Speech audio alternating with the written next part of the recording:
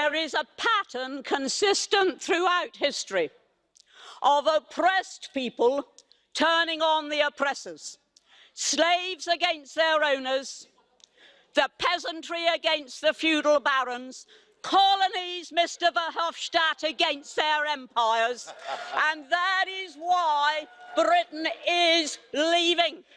And it doesn't matter which language you use, we are going, and we are glad to be going. I spoke to her earlier and began by asking her what part of the EU has mentally and physically enslaved us, just as slave owners once did to their captives. Well, now, first of all, that's presuming rather a lot. I talked about three things, just three examples. I talked about slavery, I talked about colonies revolting against empires, I talked about the peasants revolting against the feudal barons. And anybody could see that that was three examples of my basic thesis, which was that if people are oppressed, eventually they rebel. And that is what we did in 2016. We rebelled.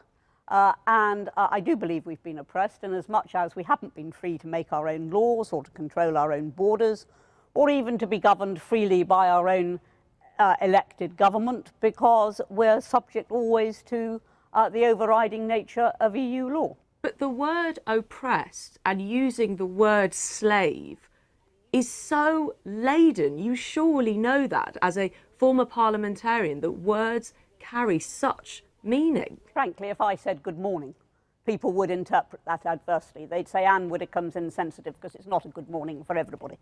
If people want to interpret what I've said in a particular way, that is not my responsibility.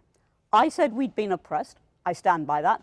It is total white privilege on your part to use the word oppression in such a easy, cavalier manner. You're playing to the gallery. I know that you're bright enough to understand an argument. The argument was there is a pattern throughout history which shows that if you oppress people for long enough and hard enough, they eventually rebel. The comparison is between oppressors and the oppressed throughout history in different ways, I didn't just restrict it to slavery. Now, it's up to you. If we can go round and round and round in circles, I was talking about oppression. I stand by what I said. If you want to melodramatically interpret it, that is up to you. I can do no more than stand by the speech I made, which was only 90 seconds long, so everybody can rerun it and watch it. How can you use the comparison to slaves and oppression and sit there and expect people to take you seriously? Yes, you had two other examples. I do understand a metaphor. I do understand comparison.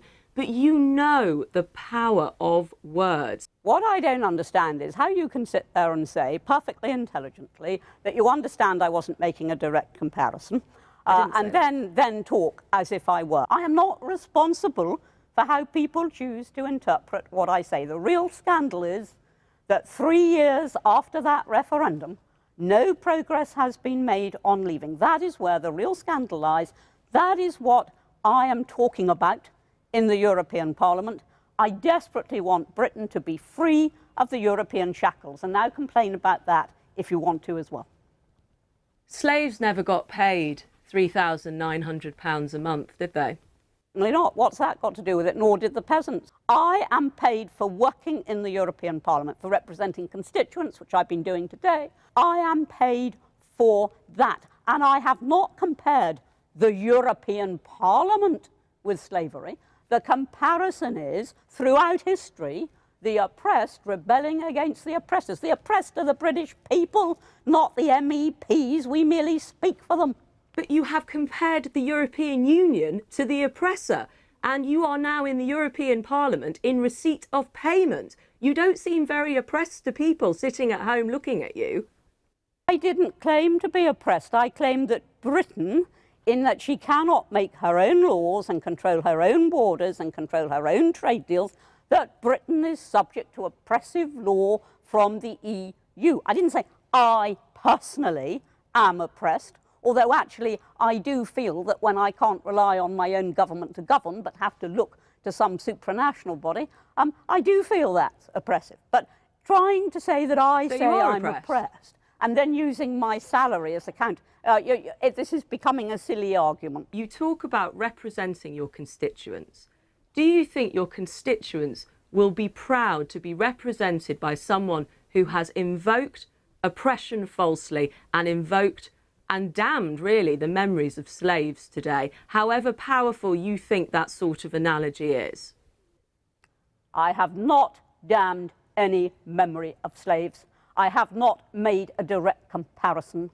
Those were three illustrative examples through history of how people can turn on those who are oppressing them. And as for what my constituents think, I have got loads of congratulatory emails today, loads of them.